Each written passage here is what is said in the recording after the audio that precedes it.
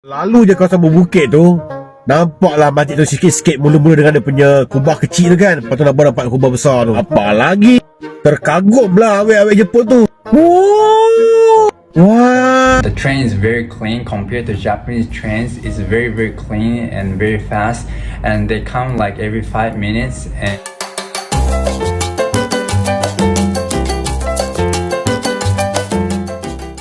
oh hai, oh halo, hai teman-teman, apa kabar kalian? Jumpa lagi di channel Sari. Semoga kalian yang menonton video ini tetap dalam keadaan baik-baik saja, tetap semangat dan selalu berpikiran positif. Oke teman-teman, nah apa yang dekat pikiran korang kalau kita cakap pasal Jepang? Salah satunya adalah teknologi yang canggih dan juga kereta-kereta mereka yang dipasarkan ke luar negara kan. Kebelakangan ini Sari baru tahu banyak orang-orang Jepun yang ada di Malaysia ini yang tinggal di sini, baik mereka bekerja dan juga study. Ramai juga mereka sangat selesa dan suka tinggal di Malaysia. Ini brother taxi ini mau menceritakan pelancong Jepun yang membuat mereka itu macam ini ya, kira-kira reaksinya. Wow. Gitulah kira-kira ya ekspresi mereka. Apa yang membuat diorang macam tuh? Oke teman-teman, jom kita dengarkan salah satu video ini. Fakta menarik tentang pelancong daripada Jepun. Korang tahu tak, pelancong Jepun ni suka pergi masjid. Aku adalah bawa 2-3 grup, bukan 2-3 grup, 4-5 grup jugalah bawa pergi masjid. Diorang memang suka pergi masjid, korang tahu. Pernah sekali tu aku bawa 4 orang awek Jepun. Muda-muda lah, awek muda. Dia nak tour masjid. Dia nak pergi masjid biru Shah Alam, dia nak pergi masjid pink Putrajaya, masjid besi Putrajaya. So aku pun angkut lah, bawa pergi daripada Sheraton Hotel.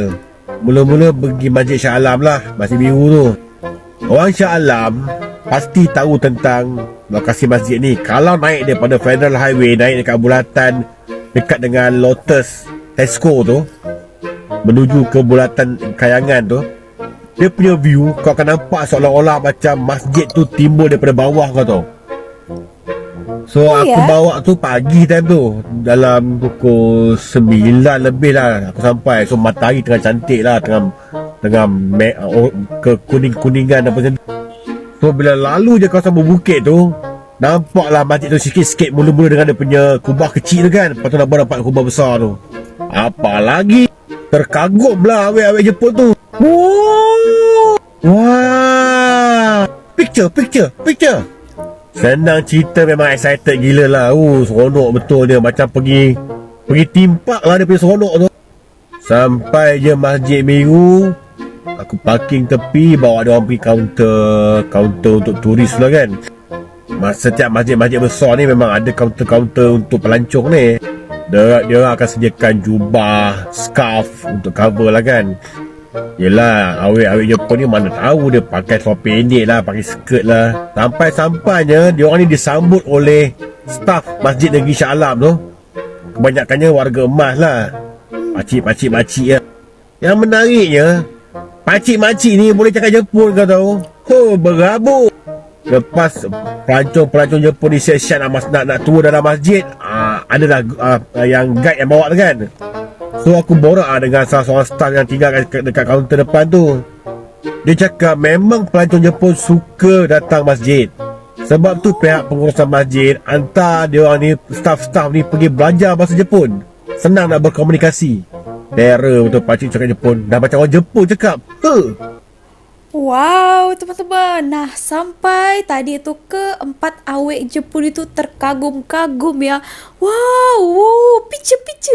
Gitu. Katanya suka melihat masjid. Jadi kalau datang ke Malaysia ini, apalagi kalau yang untuk bertujuan melancong, mereka mau tengok masjid-masjid yang ada di dekat, kalau di KL ya dekat KL, ada juga yang di Putrajaya. Membuat Sari, kalau tadi tuh kagum dia melihat masjidnya, kalau Sari kagum melihat tadi tuh warga emas yang katanya pandai berbahasa Jepun. Itu hari Sari juga ada pernah viral ya, tapi Sari lupa beritanya. Orang makcik, dia banyak pandai bahasa, dia kerja di salah satu masjid dekat KL. Sari pun terkejut, banyak tahu bahasa tahu. Ini adalah salah satu keuntungan kita pandai banyak bahasa, senang berkomunikasi macam dengan pelancong ya kan. Sari ada terjumpa satu komentar, katanya makcik pakcik itu educated.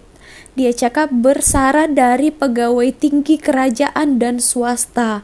Oh, patutlah pandai ya kan. Korang baru tahu je benda ini atau dah lama? Boleh komen ya. Good job. Ini adalah Japanese culture shock in Malaysia. Oke, jom kita dengarkan video yang satu ini. In this video, I would like to talk about 10 things I have realized about being in Malaysia and 10 culture shocks that I have experienced here in Malaysia. Yeah, I came to Malaysia around November 2021 and it's been like 9 to 10 months since I came here, and I know a little bit more about Malaysia, and I think I have realized so many things, so I would like to share in this video. So let's go. So the first thing I want to talk about is the QR code menu in Malaysia in restaurants. If you go to a restaurant in Malaysia like Mama or like Chinese hawker shop, fry it a bit until it's really ya. almost everywhere has like a QR code menu at the restaurant, and if you want to order it, you just scan the QR code and you can, you know, order something with your phone. And this is not very common in Japan, to be honest. I haven't really seen like restaurants that have the QR code system, like QR code menu system, and I think it's very useful, and I really like it, and I think it's very efficient, and I really admire the technology usage here. And yeah, if you think like Japan is like a technologically advanced country, I think some part are not, and I will be like mentioning a lot about like technology side of Malaysia. So even though the QR code menu is very useful, I personally like to see the paper menu, to be honest. It's just my preference. I get a nice rice cooker. I think it's easier for me to see everything with the paper menu, and I can like see what I want to eat, like rather than clicking the categories of the food. So I just personally prefer like paper menu, but I think a QR code menu is very useful and very smart, I would say. So the next thing I want to talk about is Grab. It's like another technology side of culture shock I had in Malaysia. And for those of you who don't know about Grab, it's like a share ride service like Uber if you live in the United States or Europe. And it's very convenient. Like you can book a car by using your app on your phone, then the car will come and you can see the location of the car, and the car will take you to the destination. And I would say it's very cheap and very affordable compared to Japanese taxi, and it will be like 2 or 3 or even 4 or 5 times more like cheaper than using Japanese taxi. My god, they think money go on tree paying £8 for egg fried rice. Hiya. And when I say those kind of things, you might be thinking I don't know anything about technology, but the fact is Japan has no such thing like share ride service. So what you have to do in Japan is that you have to search like taxi companies on the website, and you have to select the company from like a lot of the companies, and you call them and you have to see if the car is available or not, or like the driver is there or not. And if the driver is not there, not available, you have to call another company and you have to wait for like 20 to 30 minutes for the car to come. Then you can finally go to your destination. And the problem is that they don't use the GPS, so you don't really know the location of the car unless you use the Google Map or anything. For them to measure the price of the taxi, like they usually use like physical measures, so they have to press the start button physically and stop the button physically, and that's how they measure the price. And sometimes the price is different and price changes depending on the person, the driver, and it's very expensive, I would say. So after arriving to Malaysia, I started to use the Grab, and I realized how useful it is, and I felt like it's such an easy way to travel from one place to another. And yeah, I'm really glad that I could use this technology, and I'm really hoping that Japan will be able to use this kind of system near in the future. Uncle Roger said, smack like button now, like how your parents smack you.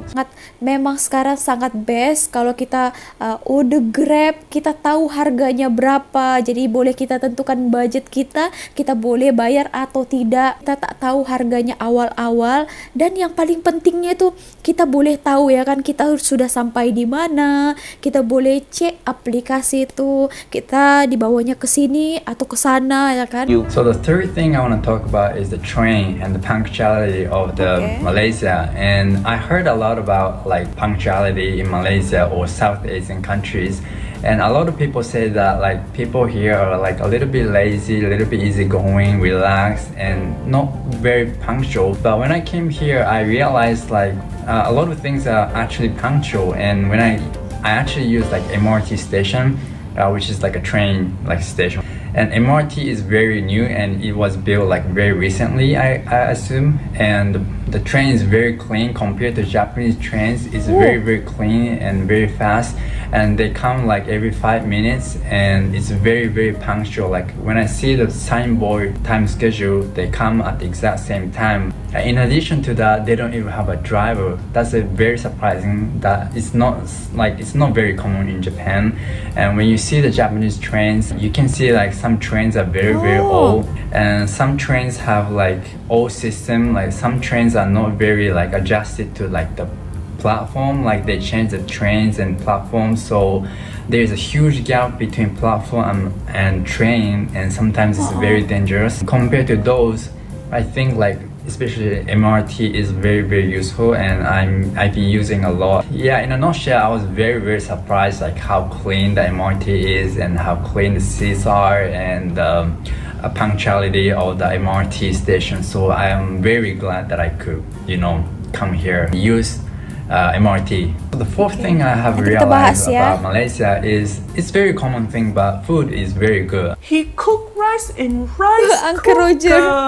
cooker. It was something that I have heard before about Malaysia, and a lot of Japanese people come here because of the food. Uncle Roger never measure, because Asian people, when we cook, we don't measure. We just use feeling. There are so many other reasons, but food could be like one of the biggest reasons why Japanese people want to move here in Malaysia. And food is like absolutely great, and I really love like Japanese food here as well. Like usually when I go to abroad, like Japanese restaurants are not very nice like compared to real Japanese restaurants. But when I came here in Malaysia and I have visited some restaurants, like Japanese restaurants, and the tastes are quite nice, and actually it's like as tasty as like Japanese ones, so I'm very happy about it. On top of that, there's so many cheap foods available in Malaysia, and like if you go to like Mama, which is like a local restaurants, and Mama or Chinese hawker shops, like outside restaurants, it's very affordable and very cheap. I really love the taste as well, and I think you can charge like 2 or 3 times more in Japan, like if you have that kind of quality of the foods. So for me, I really appreciate those kind of restaurants that I can enjoy every day, and I can become more and more healthy since I came to Malaysia. I don't usually eat a lot, so being in Malaysia makes me eat, so which is very good for me. I really love food here in Malaysia and local restaurants in Malaysia. I mean every food is very good. Tahu Jepun adalah salah satu negara maju. Ternyata Sari pikir ya kan, orang-orang Indonesia saja yang culture shock dengar kebersihan di Malaysia ini. Tadi salah satunya di MRT. Ternyata bukan hanya orang Indonesia saja ya, orang Jepang. Ternyata mereka juga mengakuinya tentang kebersihannya. Wow, itu ya.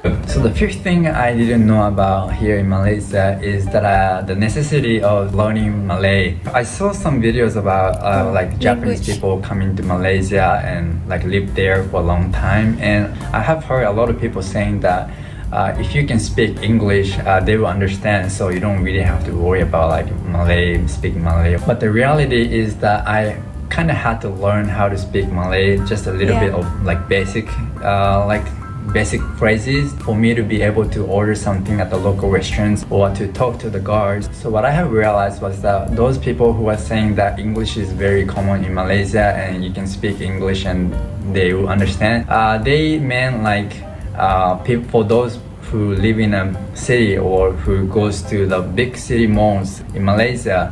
But if you really want to go deep into the local side, yeah, of course you have to speak Malay, but I feel like being able to speak Malay is very useful when I go to like local restaurants, especially, and I would just say like na ini satu, na ini dua, or something. You know, if I could say those things, it's very easy for me to communicate with other people who don't speak English. So that's something I have realized about Malaysia. I really recommend people to learn Malay if you are planning to come to Malaysia. Rata-rata orang Malaysia memang tahu bahasa Inggris, apalagi yang basic-basicnya. Tapi orang di Malaysia ini bukan semua adalah orang Malaysia, dan banyak juga pekerja-pekerja di sini adalah orang asing. Contohnya pekerja daripada Indonesia, daripada negara-negara lainnya, dan mereka juga bukan semua tahu bahasa Inggris. Macam orang Malaysia mesti mereka boleh jawab dalam bahasa Inggris. Tapi bedanya itu ya, di Malaysia ini bukan orang Malaysia semua.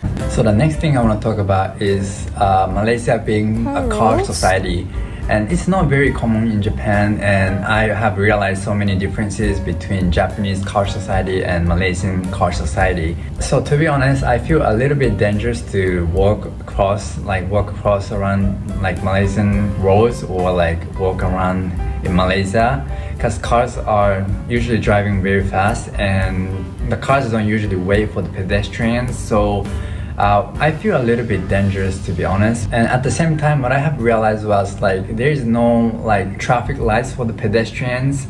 So if you want to walk across the roads, you kind of have to see whether the car is coming or not, and you have to cross the road very quickly, and you have to wait for the cars to pass by. In Japan, usually cars wait for the pedestrians, and I had an opportunity to drive a car here in Malaysia, and when I was driving, I saw the pedestrians walking, like people walking across the street. So when I saw that, I stepped on the brake, and I was waiting for the people to go across the road.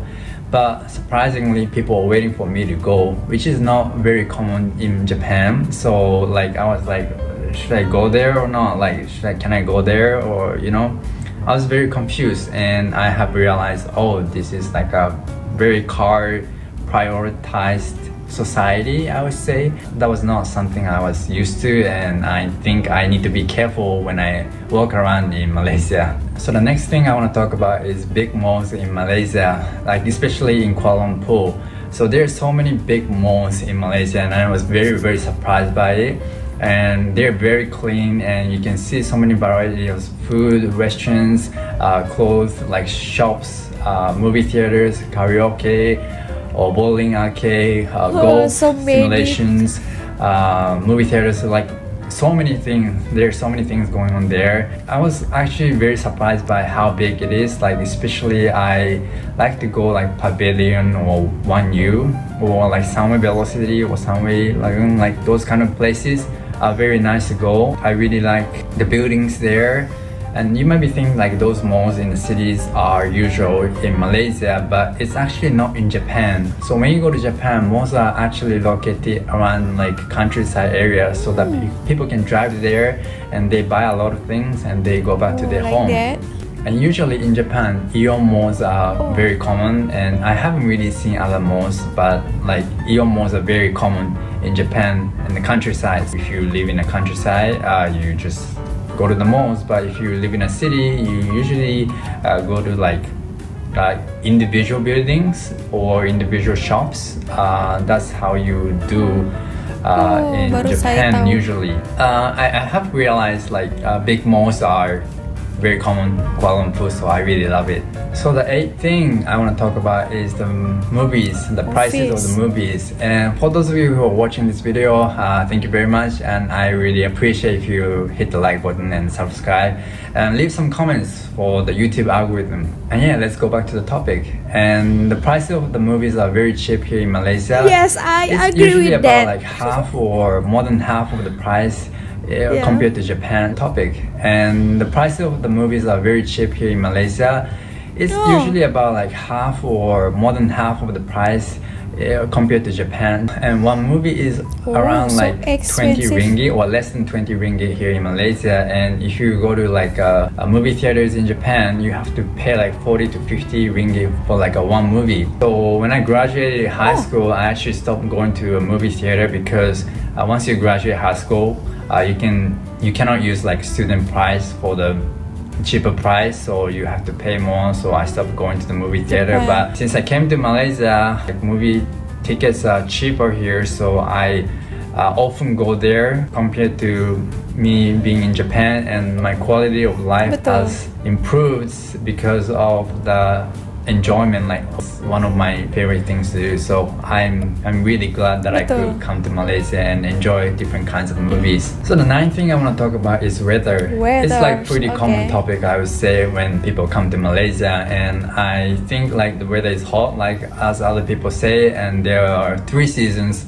Like as many people explain in Malaysia, and one season is hot season, and the second season is very hot, like deadly hot season, and the Rain. third one is rainy season. And what makes me surprised about being here in Malaysia is like the rain is very heavy sometimes, and the thunderstorm, like thunders are very loud, like very near. I mean, I'm not sure, like I think my place has a problem or something, but like my place used to have like big thunders like Kuala striking Lumpur, nearby ya. me, and I was very surprised by the sound of the thunder. But fortunately there's no like blackout is not very common in Malaysia. Compared to Japan, it's much safer when it comes to like thunder, I would say. So yeah, I'm very fine with it. So the last thing I want to talk about is the comfortable residence in Malaysia. It's actually affordable to live in Malaysia, and the price of the rent is way cheaper than Japan. And if you live in a Japanese apartment, especially in Tokyo, you have to live in a very small apartment, and you have to pay like $500 or $600 to live in a just like small apartment where you can hear a lot of the sound or noise from the neighbors. And compared to that, Malaysian like residences, like apartment or like a condos, I live in a condos where it has like a gym, pool, tennis courts, basketball courts, and etc. And it's very convenient for me to go to like restaurants or grocery stores. And it's like, I think it's the most like convenient place I have ever lived in my life. So I'm very glad to live there, and the price is actually not that crazy, I would say. If you want to live in these kind of places in Japan, you actually have to pay for like 3 or 4 times more than the price that I'm paying. So it's very nice. When I lived in Tokyo, I Tokyo. felt very depressed about how small the apartment was, and but yeah, I think Malaysia has like such a good place to live for Japanese people, I would say. So in conclusion, those are the culture shocks that I have had here in Malaysia, or like the things I have surprised or realized about being here in Malaysia. And for those of you who want to learn Japanese with me, you can learn Japanese online. Please check the link in the description below. Yeah, since I came to Malaysia, I met so many people, and people here are very nice, and I really enjoy living here, and it's very comfortable for me. And I'm really glad choosing Malaysia to study. I actually came here to study. I can talk about that for another video maybe. There is 10 things about Japanese culture shock in Malaysia. Okay, the number 7 I think dia cakap tadi katanya tentang katanya kereta itu laju-laju. Dekat highway memanglah laju ya kan. That's why ada juga di tiap berapa meter sekali Sari lihat ada apa ini, jambatan ya. Apa kalau di sini namanya jambatan itu ada ya, beberapa meter sekali Sari lihat. Ada juga kalau kita mau nyebrang ke sebelah sana, kita itu boleh dari atas, itu kalau dekat highway ya kan. Tapi kalau dekat jalan biasa, kalau kalian mau menyeberang di Malaysia ini, Sari kasih tahu ya, ada satu yang selalu orang Malaysia lakukan. Kalau kalian mau menyeberang macam itu, boleh minta laluan kepada pengemudi itu dengan ini power of hand, kalau di Malaysia cakap macam ni, digidik kalian boleh jalan. Dan jangan lupa untuk terima kasih ya, macam ni, kalau enggak macam tu. Juga salah satu alasan mereka, rahasia mereka itu selesa duduk dekat Malaysia. So banyak Sari lihat orang Jepun dekat sini. Oh, dan satu lagi ya teman-teman, ini Sari mau tanya juga, dekat KL ini tadi katanya masalah petir dan juga boom macam itu dekat KL kan lebih terdengar bunyi petir suaranya. Sebab kan itu hari Sari pernah lihat satu artikel, tapi rada-rada kabur-kabur pemikiran Sari. So segini aja video kali ini. Kalau kalian dapat informasi dan suka konten macam ini, boleh klik tombol like-nya dan juga subscribe channel ini. Oke, see you on my next video. Miss Sari, bye.